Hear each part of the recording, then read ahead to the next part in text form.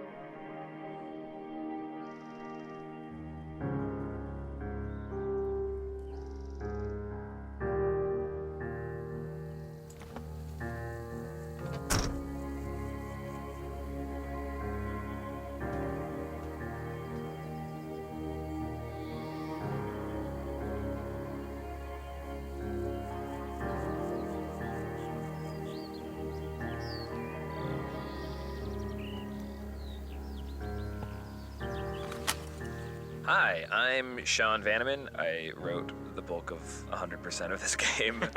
Hey, I'm Jake Rodkin. I did a lot of level design, UI design, and worked with everyone on the story for Firewatch. The game has this weird structure that Chris and I talk about in another tape.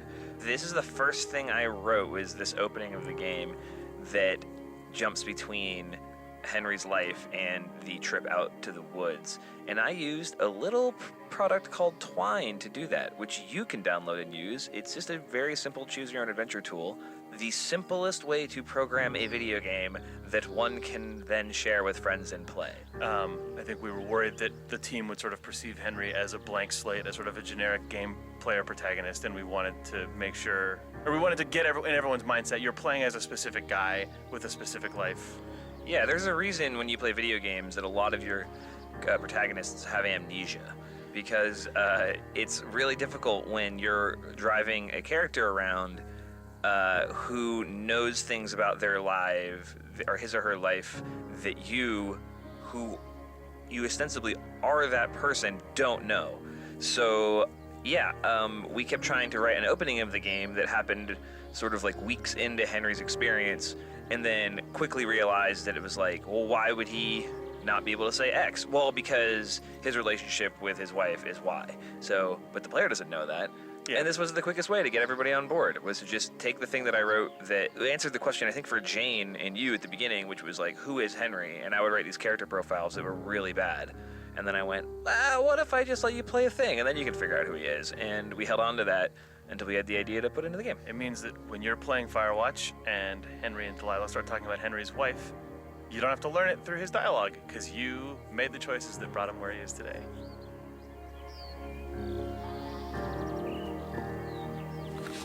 Hi, I'm Sean Vanneman. I wrote the bulk of 100% of this game. Hey, I'm Jake Rodkin. I did a lot of level design, UI design, and worked with everyone on the story for Firewatch. The game has this weird structure that Chris and I talk about in another tape. This is the first thing I wrote, was this opening of the game that jumps between Henry's life and the trip out to the woods. And I used a little product called Twine to do that, which you can download and use. It's just a very simple choose-your-own-adventure tool. the simplest way to program a video game that one can then share with friends and play. I think we were worried that the team would sort of perceive Henry as a blank slate, as sort of a generic game player protagonist, and we wanted to make sure, or we wanted to get in everyone's mindset, you're playing as a specific guy with a specific life. Yeah, there's a reason when you play video games that a lot of your protagonists have amnesia, because it's really difficult when you're driving a character around who knows things about their life, or his or her life, that you, who you ostensibly are that person, don't know. So yeah, we kept trying to write an opening of the game that happened sort of like weeks into Henry's experience, and then quickly realized that it was like, well, why would he not be able to say X? Well, because his relationship with his wife is Y. So, but the player doesn't know that. Yeah. And this was the quickest way to get everybody on board, was to just take the thing that I wrote that answered the question, I think, for Jane and you at the beginning, which was like, who is Henry? And I would write these character profiles that were really bad. And then I went, what if I just let you play a thing? And then you can figure out who he is. And we held on to that until we had the idea to put into the game. It means that when you're playing Firewatch and Henry and Delilah start talking about Henry's wife, you don't have to learn it through his dialogue, because you made the choices that brought him where he is today. Hi, it's Jake again. Hey, I'm Chris Remo. Oh, hey, Chris. Hi there. I was a game designer and the music composer on Firewatch. Nice. So you're hearing now the first piece of interactive music that went into Firewatch, the first piece of music that actually responds to what you're doing in the game? Exactly, yeah. So this is a piece of music that's divided into technically 6 parts. And what's happening is, as you're playing through this introductory sequence, when you hit certain points in the narrative, it sends a signal to Wise, which is the name of the audio middleware we're using. And then when Wise gets that signal, it waits until the next sort of musically appropriate transition point. And then when it hits that, it smoothly transitions into the next section of music. And so it creates the effect that you're just listening to one big long piece of music that just happens to be timed very nicely to your playthrough. It just happens to get sadder and sadder at the exact rate that your life gets sadder and sadder. Yeah, exactly. This was a challenging process, both because I had no idea what the music should sound like, and also because it was the first interactive piece of music in the game. So the technical sort of just how does this work was also a part of it. But as it turned out, this music was changed. I mean, Jake, you may remember this. This music changed relatively little over the course of development in comparison to a lot of. I think it started off as maybe 3 pieces and it expanded out to 5 over development. But other than that, it's one of the first things dropped in, shipped. Get ready to hear about that a lot on this commentary.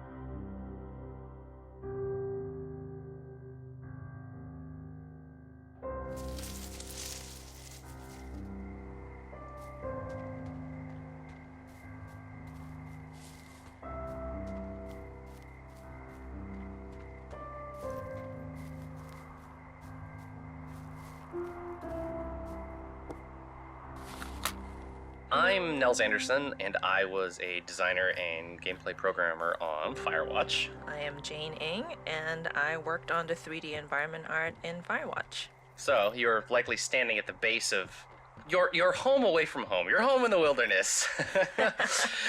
For all intents and purposes, more or less, this is basically just a real straight-up tower like they existed out in the woods, right? Yeah, I think it is Portland. There's somebody in Portland who was very good about archiving a lot of, blueprints about various type of fire lookouts of the state, and we got some, and that's how we started off building the the lookout tower, just by looking through how they were actually built. It's slightly taller than a real one, right? We had to make quite a bit of adjustments because, for example, the stairway you see here, normally fire lookout stairways are not on the outside, but for more interesting gameplay and views for the player, we opted to change that.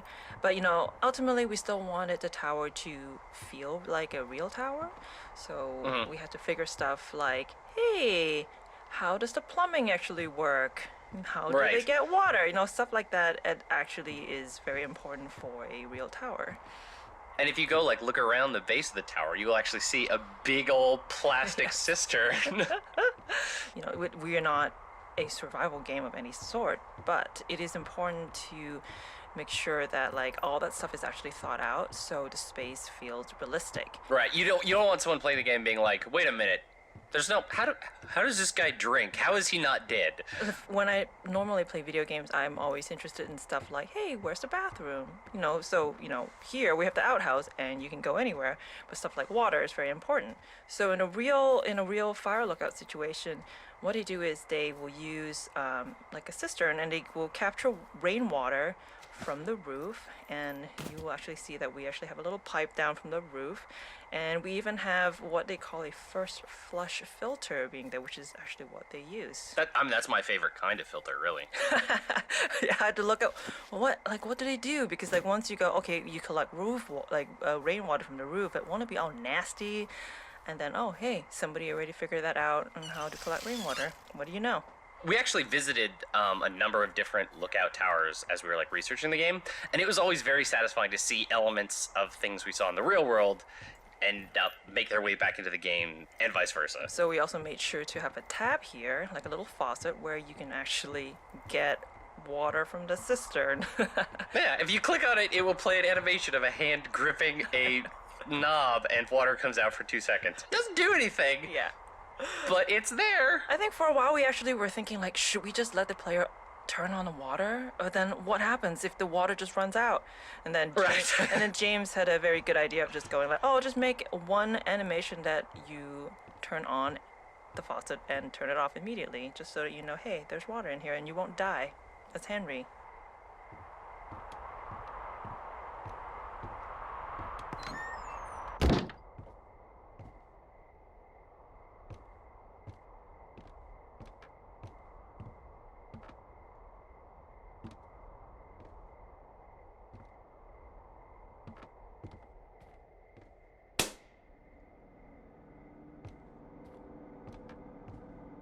Hello, Two Forks Tower.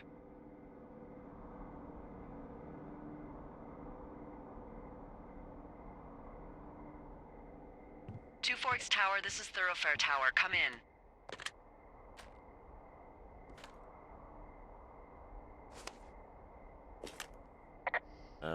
Hello? Whoever this is? It's Henry, right? Yeah. I'm Delilah. Yeah, that's what the guy said on the phone. So, what's wrong with you? Excuse me? People take this job to get away from something. So, what's wrong? What's wrong with you? That's a great idea. Go ahead. Look, I just hiked for 2 days, so I don't really follow whatever it is you're doing right now. You take a stab at what's wrong with me. Fine, then can I sleep forever? Sure, buddy. Okay, now go ahead.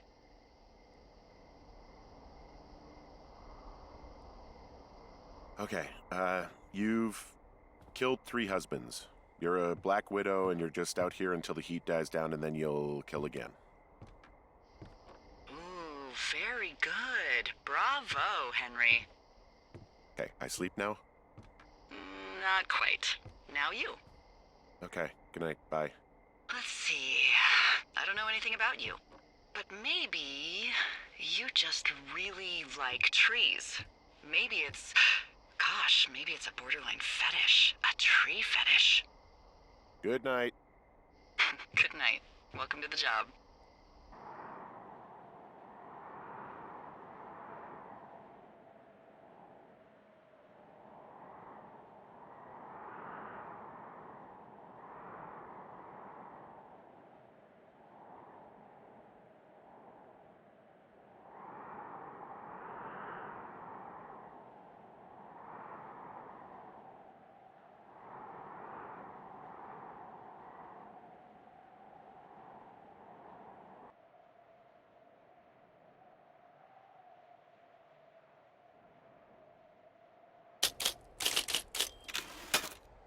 Morning, Henry. Well, I guess good afternoon.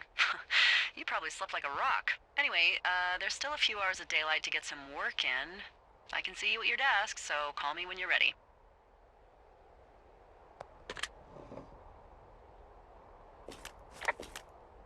Hey, sorry, guess I slept in. You got a relaxing, 14 hours of sleep? Whew. Yeah, Jesus, I guess it's what, 6? 6:45. Whoops. Don't worry about it. That hike puts everyone out of commission for a day or two. But now that you're up, let me quickly get you acquainted with the job. There's a thing in the middle of your room with a round map on it. Do you see it? Okay, yeah, I see it. This is the Osborne Firefinder, invented in 1914 by W.B. Osborne? You use this to spot, you guessed it, What the fuck? What is it? Nothing. You use this to... Oh, fuck me! Good God, language, lady. Out your west-facing window. Are you seeing what I'm seeing? Are those fucking fireworks?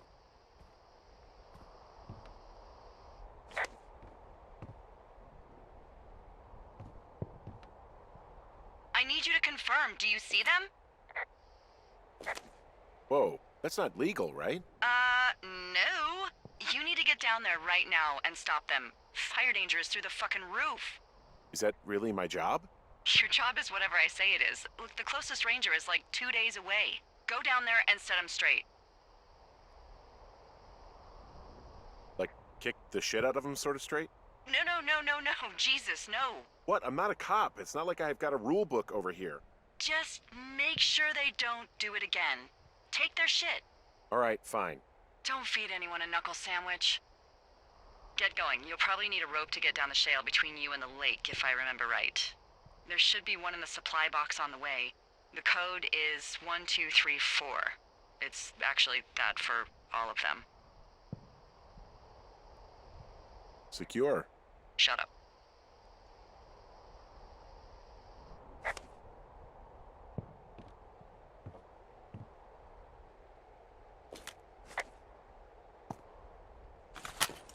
Nels, it feels like you on the team did the most sort of digging about what the real job is like, what is in the actual space, and then checked us against reality when we kind of went off the reservation. In general, I really like doing research. That's sort of a thing I've enjoyed on all the projects I've worked on. So for this, a bunch of folks on the team read this great book called Fire Season by Philip Connors, which is kind of like a memoir-ish thing from this dude who still is an active fire lookout even today.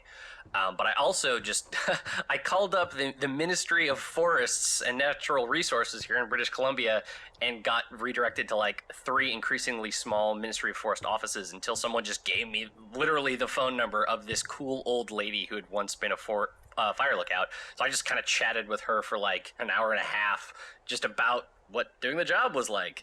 The reason why the game is not a simulation of being a fire lookout is because what everyone talks about is that the number one challenge with the job is that it is incredibly, impossibly boring. Because you can't like read a book. You can't like be doing other things, right? Like Not really. Yeah. At the end of day 3, where Delilah mentions it's like, Henry's like, well, what do I do for the rest of summer? She's like, you sit in that chair and you look out the window. That is actually what fire lookouts really do. So all the folks I talked to said, like, figuring out ways to combat boredom is the number one thing. The lady I talked to, she said she did a whole lot of needlepoint and cross stitch because you can do that without looking at your hands very much. Obviously, like, lookouts are also responsible for doing, maintenance on their towers. But again, it's like not maintenance because some crazy Yahoo smashed up your tower. It's maintenance like, oh, the paint is kind of flaking off. Better paint it. Or these trees have grown too tall, so I need to chop them down. Not I'm chopping down trees to form a weird log bridge. The main takeaway from whenever we would talk to someone who had done this job is, why would you make a game about that? That is the most boring time of my entire life.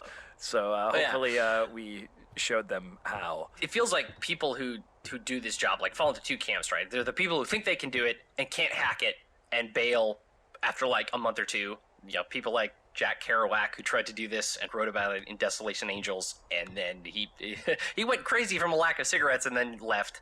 Or the people who kind of enjoy the solitude and then figure out ways to deal with it. But, we do have, like, a lot of the window dressing for the stuff people use. Like, other folks I talk to, it's like, what do you do? Well, we read a lot of books.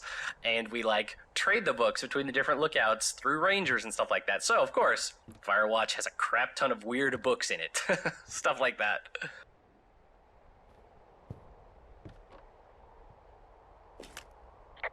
Hey, I can see your tower. Yep, that's me. Bye.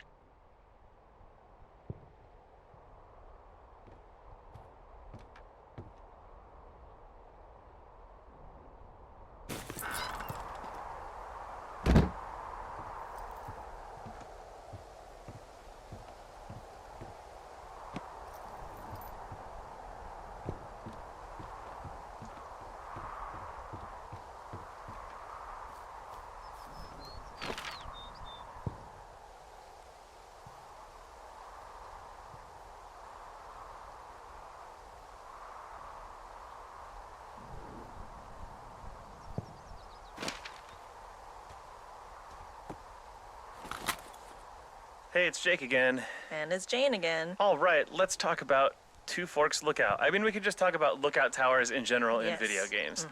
Mhm. Well, hey, it's Jake again. And it's Jane again. All right, let's talk about Two Forks Lookout. I mean, we could just talk about lookout towers in general in Yes. video games. Mhm. Well, you built it. You want to talk about it? Yes. So lookout towers have standard sizes, actually. I think most of these were either 14 feet by 14 feet in the inside, or something like 7. Like there's actually Like a tiny. standard. Wow. Yeah, the cabins have standard sizes, and the ones that you. Nels, it feels like you on the team did the most sort of digging about what the real job is like, what is in the actual space, and then checked us against reality when we kind of went off the reservation. In general, I really like doing research. That's sort of a thing I've enjoyed on all the projects I've worked on. So for this, a bunch of folks on the team read this great book called Fire Season by Philip Connors, which is kind of like a memoir-ish thing from this dude who still is an active fire lookout even today. But I also I called up the Ministry of Forests and Natural Resources here in British Columbia and got redirected to like 3 increasingly small Ministry of Forest offices until someone just gave me literally the phone number of this cool old lady who had once been a fire lookout. So I just kind of chatted with her for like an hour and a half just about what doing the job was like. The reason why the game is not a simulation of being a fire lookout is because what everyone talks about is that the number one challenge with the job is that it is incredibly, impossibly boring. Because you can't like read a book. You can't like be doing other things. Hi there, it's Jake. And Chris again. Hey, so here we are in the cache box clearing, or at least I guess that's what we call it. There's a lot of cache boxes in Firewatch, but this was the first one that we placed into the game. For a long time, this was the cache box. It was the cache box, even though we knew we wanted to have more. This area was actually one of the first areas that we built out to any degree that looks like a piece of the world. It was a really good proving ground for us. Like, when me and Nels Anderson were grayboxing the world at the very beginning, we tried a million different things. Like maybe this was on the edge of a cliff, or maybe it was a secret that you had to find. And I think it was Sean who suggested that he really wanted it to feel like a warm, sort of enclosed space, like you've stumbled onto a little glen and you want to stay there for a while, which I think makes sense because we wanted people to actually stop and poke around and have it not feel like the woods. This was an area with a lot of firsts.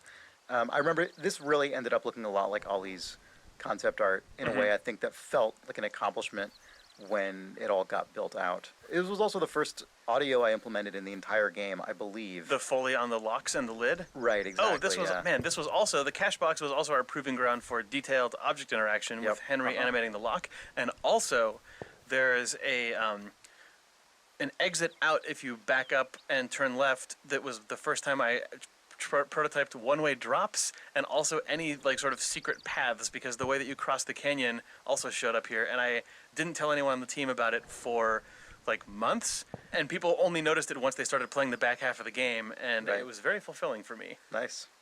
Cache box. Cache box, land of firsts and secrets. That's the state flag of cache boxes. I tracked down that rope. It was right where you said. Great. So you should be set to get down to the lake. Hey, I found a note to a guy named Ron from some guy Dave. That's probably Dave Gaskell. He's completely nuts. Is that right? Harmless, but yeah, one of those, fall off the grid and eat ants for a week type. Totally fucking cuckoo. Which is kind of what the job attracts. Do people lose their shit doing this job? There's a note that says a guy just left his post. It happens, yeah. You're not gonna pop your top, are you, Henry? I wasn't planning on it. People just stuff these things with old food? That's how you get bears. Those boxes are bear-proof. I wouldn't worry about it.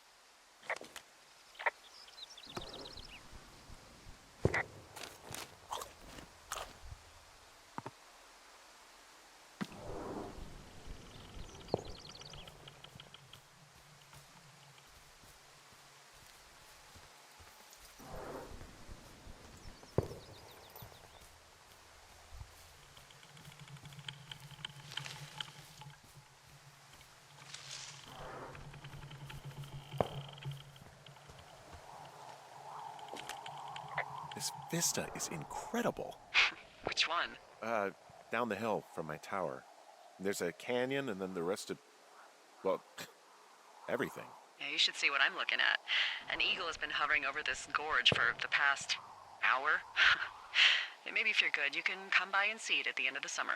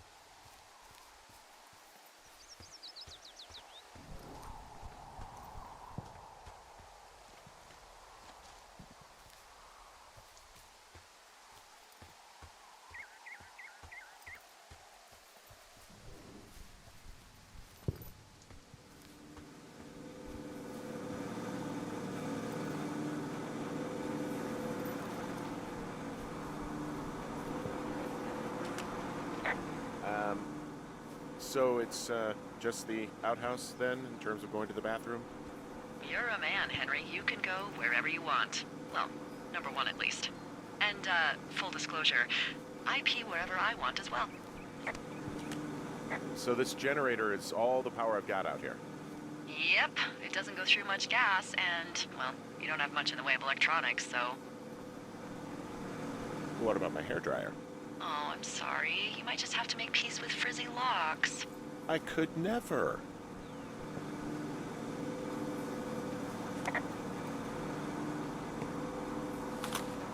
Chris again here. Hey, and Jake, congratulations, player. You have completed the Teen Loop. Oh man, that's true. This is the end of what was originally called teenloop.unity, a scene file in our game engine Unity, because we thought that was just going to be the file corresponding to the To first this piece sort of game that you've just played. Yeah, this first big objective. But then we kept building, so all of Firewatch is in fact saved inside of a file called teenloop.unity. So Yep, the know entire that for the game. rest of your play experience, you are inside of the Teen Loop. Yeah. This part of the game, you probably are right now if you're listening to these commentary notes basically in sequence. The music is either about to kick in or has just kicked in. It's dark. You're finding your tower has been broken into. This, I really strongly remember feeling when this went into the game and had the music, which was actually the first music implemented in the entire game. All this stuff together felt to me like the first real moment of assertive tension in the game, and it felt really crazy. Yeah, because we had our environment system working for the first time, so the sky turned to nighttime, Yep. and our world logic allowed the tower to switch into its broken into state just when you were off in the world for the first time. And then when that music finally came in, we're like, oh, wow, okay, this is a world that's alive and can be tense and cinematic. Yep. And all of it happened without us ever having to cut the camera. I remember we were all very proud and stoked of that. For sure. That was like right before we first demoed the game, I think, at Penny Arcade Expo. Yeah, because the end of day one was the end of the first demo. Yeah. Right before this, there's the moment with the creepy guy in the woods, and that was sort of a moment of tension. But that's also arguably maybe not, because it's immediately deflated by Delilah. Right, but this, you're like, was like, holy crap. Okay, I remember feeling kind of nervous about it because it was like the game is declaring this is a tense moment, and if it falls flat, we have failed. We can't like make a joke to diffuse it. And I think it basically worked, and it was a real relief. Yeah. Yeah. Ba, ba, ba, ba. I like the outhouse in that rustic, I'm roughing it sort of way. Yeah, it's a little privacy among the seemingly endless expanse of, well, privacy. I like it all the same.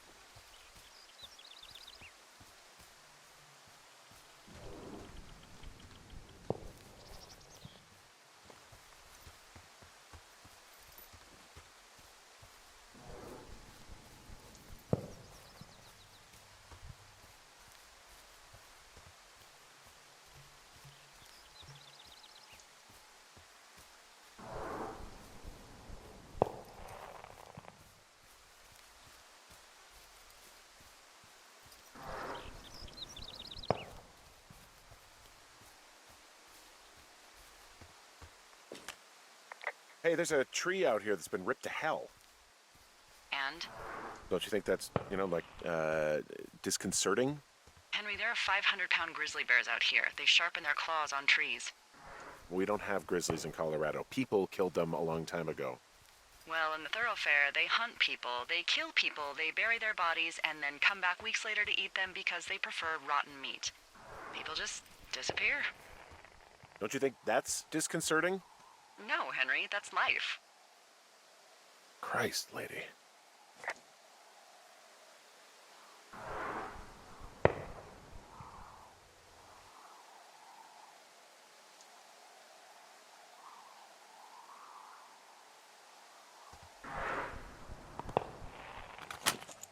Jake, Oh, hey, Sean. you did a neat thing here in the game that I like a lot, which is when you make a dialogue choice with Delilah about what this dangerous hill should be called. It shows up on your map, and I like that a lot. Yeah, when we were putting the map system together, well, actually, the map weirdly was one of the latest things, one of the final things to come into the game as a fully fleshed out piece. But an upside of that is we built the map using a lot of tools we already had. For instance, the system that checks which things you haven't talked about, which things you haven't found in the game. Use the same variable list as our speech system. So when I was putting this together, I realized, oh, not only can I put a mark down on the map when Henry finds it or talks about it, but I can totally look at the same tools we use for dialogue and figure out what the player said and put it on the map. And the end result felt really natural. I actually wish we'd gone a little deeper on it in the game, but I'm really happy with what's in there right now. Also, please name this shitty boss is going to get me killed, because that's objectively the best name for the hill. Is that your handwriting? Yeah, you gotta cram that in there, but it's still readable.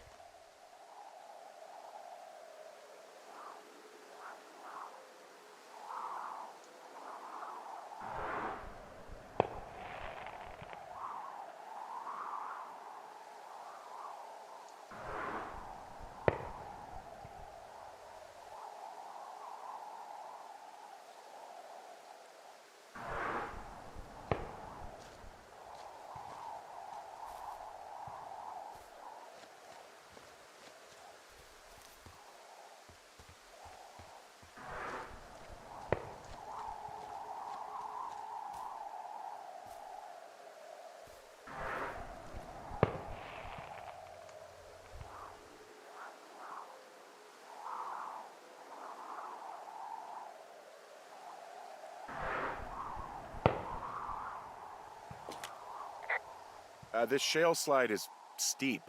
How do you expect me to get down this? I don't remember it being that bad. It's not even named on our topos.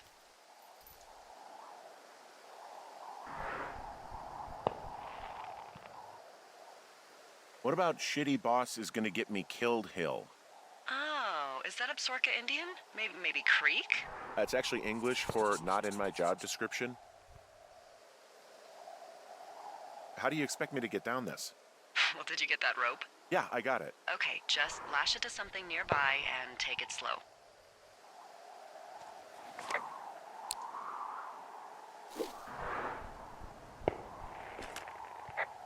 Hey, I'm going the right way if I'm at the shale slide, right? Toward the fireworks? You're not lost. Those fireworks are going off to the west of you. It's down the slide and across the meadow, okay?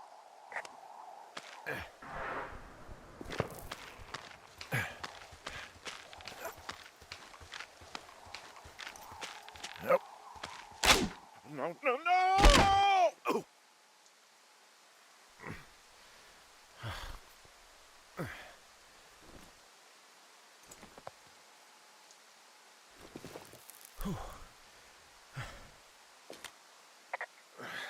Hey, What the hell's wrong with you? my shitty boss almost got me killed. First, your boss is a delight. Secondly, Jesus. What exactly happened? My rope snapped coming down the shale slide. You didn't break anything, did you? No, I think I'll make it. Well, be careful for Christ's sake.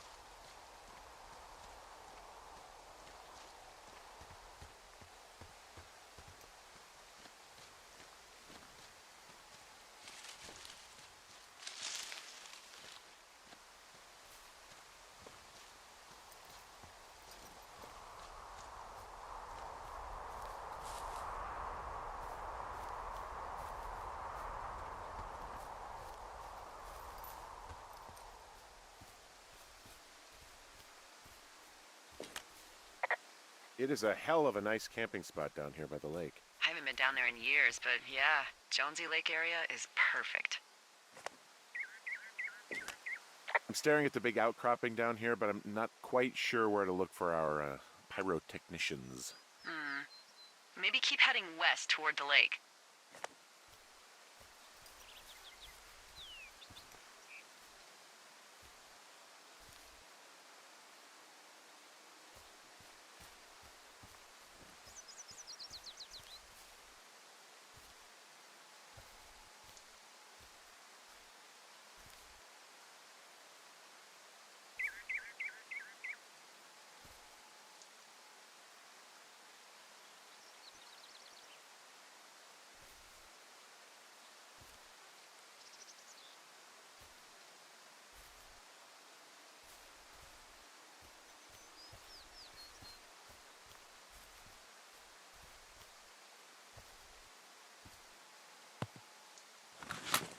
Hi, this is Ollie Moss, and I was the art director on Firewatch. I'm Jane. Hi, Jane. Let's talk about this teen Let's talk party about this. zone. Let's talk about the Teen Zone. So the Teen Zone is one of the first areas that we used as a sort of art test to see how we would go about building the rest of the game. We knew from the pretty early on that, like, on day one, you will start from the tower and you will have to head down to the lake. And somewhere in between, you will see some teens and they're partying. And so we called this the teen zone because this is where all the teen stuff is. Yeah, and it was important to us that the reveal that it was a group of teens was communicated through the level design. So the idea was that you just kind of like walk through some trees and burst out into this scene where a campfire was still burning. And you had a pretty strong idea of what you wanted to look like. Yeah, I just wanted to put some big angular rocks in there, which is basically the like my modus operandi for the entire game. But we wanted to have a big angular sort of rock, which became known as Pride Rock because it looked so much like the rock from The Lion King. We did name that Pride Rock, didn't we? That rock does serve as a very strong landmark pretty early in the game, and it kind of does point the player in the right direction. Exactly. Should we talk a little bit about our process for designing these areas?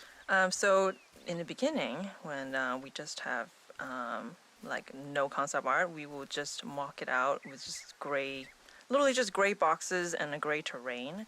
And then we will take screenshots and give it to Ollie to be like, please pretty this up, Ollie. Oh well, first of all, I'll do a terrible garbage sketch and pitch it to the team. And if people like the gist of it, then we'll go away and do a bit more of a detailed drawing, and then you would go. Yeah, we'll add in some more shapes, and then we just keep going back and forth with paint overs from Ollie. And then it's just a sort of tennis, really, just back and forth between the two of us until everyone's happy with what we have. Yeah.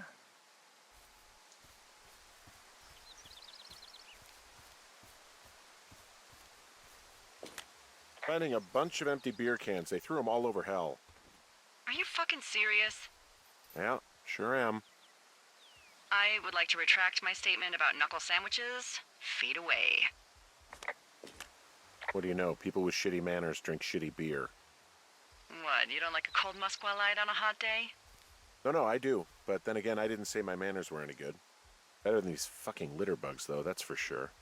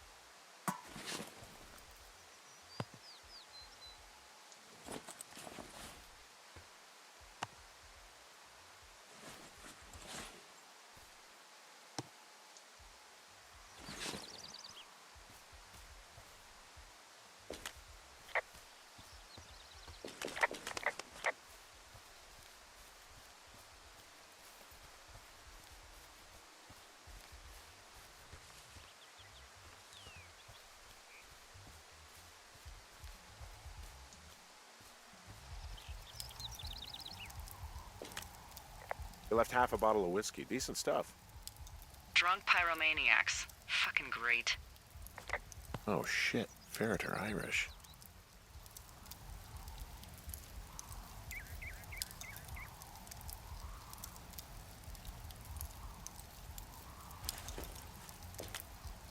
Oh, look, they decided to have a campfire, too. You know, they color-coded the fire danger signs in case people were illiterate. But I guess that doesn't take into account just plain stupid, does it?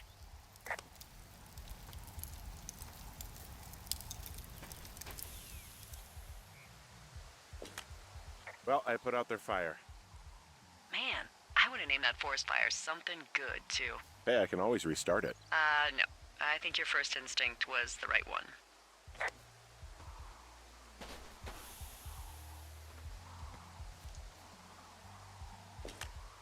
Found the fireworks. They didn't even try to hide them.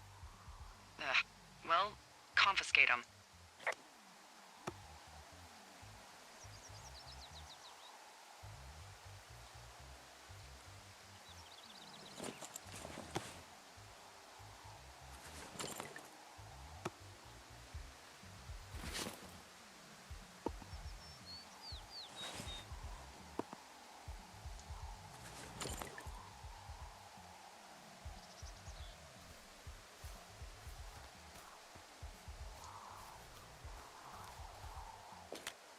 They left their packs tied up here.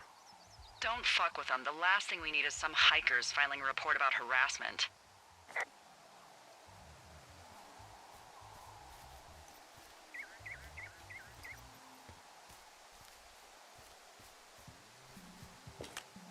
Well, they left their clothes out to dry. It looks like 2 people. What if they're naked? Won't that be exciting? Look, they're obviously still there, so tell them off and then head back.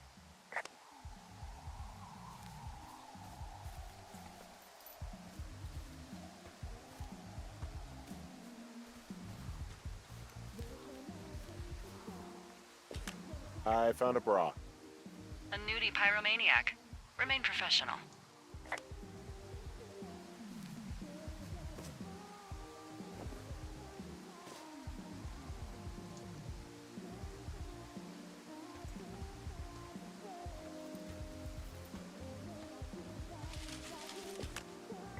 There are, panties?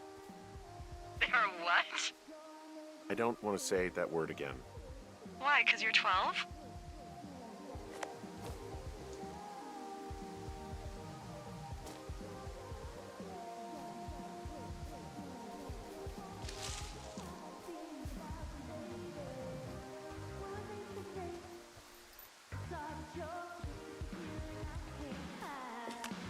There's a... Ooh.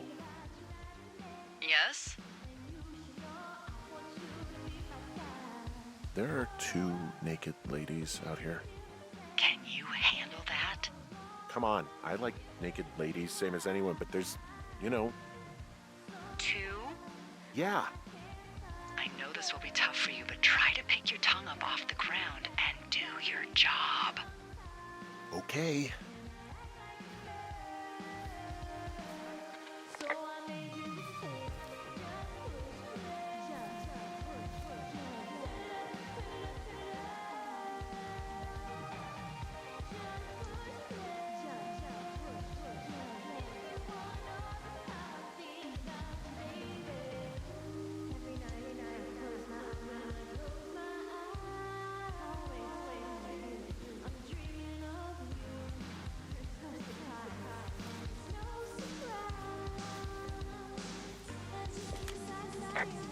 I found them in the lake. Skinny dipping. Yeah. Is that a guy over there? Oh boy. Enjoy dealing with that.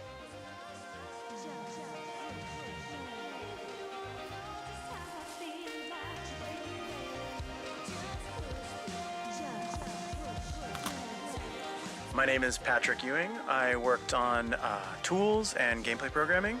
The teens, Patrick. Let's open some old wounds here. This is like going back to like an old battleground and being like on these Exactly. hollowed grounds. Yeah, Bad I died on things this hill. happened. I died on this hill. Yeah. I mean, it's one of the most complex interactions in the game, if not the most, right? Yeah. And it was in the game from the very first vertical slice we did, and then I think we kind of added to it as we played through it and saw like, oh, we should be able to throw the boombox in the lake, obviously, right? Okay, the teens need to react to the boombox being in the lake. Oh, but then they should also react to you putting it down. What you should do if you're making a video game is build relatively ironclad, predictable AI and systems that react to inputs. But instead, we built a series of relatively flimsy state machines that were like, if this, if this, if this, but not when, and also if. Right. And we're able to create this scene as designed. And Patrick was sort of the shepherd of this scene. So whenever anything would break, if you were to throw the boombox and the teens were not to respond, or you leave with the boombox and they would talk about something else, it was Patrick's job to ferret into the state machine and figure out what was going on. Yeah, and I'm happy with how it turned out. There are so many different ways that this scene can play out now, depending on what you choose to do. Do you throw the fireworks at them? Do you talk to them and then start messing up their stuff and throwing it in? And it ends up being pretty like believable. They feel like real characters. It's just such a crazy spaghetti code in the back end that I'm always terrified when I see someone play through it, that there's some interaction that we didn't think about. That right now the player is interacting with the teens in a way that is completely not by the book. And I mean, luckily the we beads haven't... of sweat are building on your brow. Yeah, I think it's just a PTSD response at this point. We would see the bug reports if this was actually still breakable. Yeah.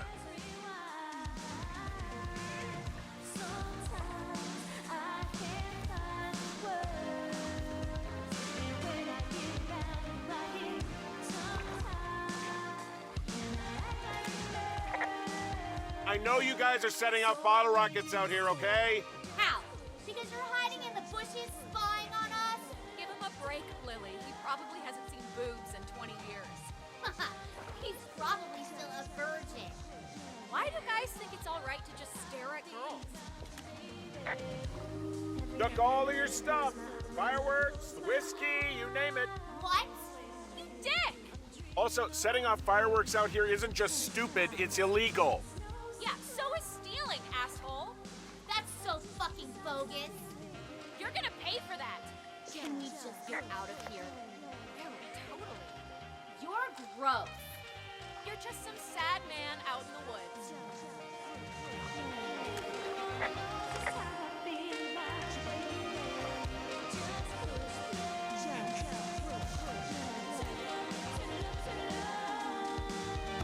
Hey, that go okay? It went fine. Oh, wow. The music's a little loud. Oh, sorry. I took their stereo. Okay, well, I guess we're all even then? Yeah, I think so. But seriously, though, thanks for dealing with it.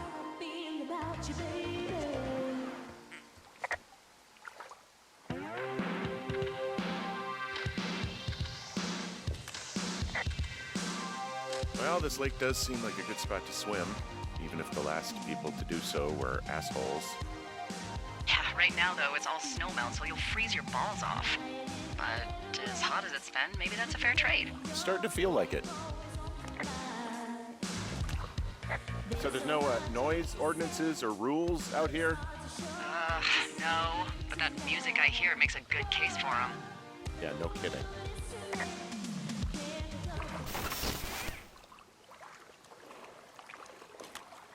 Any chance of those kids getting a disease in this lake, like diphtheria or consumption or... Consumption? Not if they're not 19th century chimney sweeps, no. You know, whatever. I mean, if they drank a bunch, Giardia maybe, but probably not this time of year. Well, that's too bad.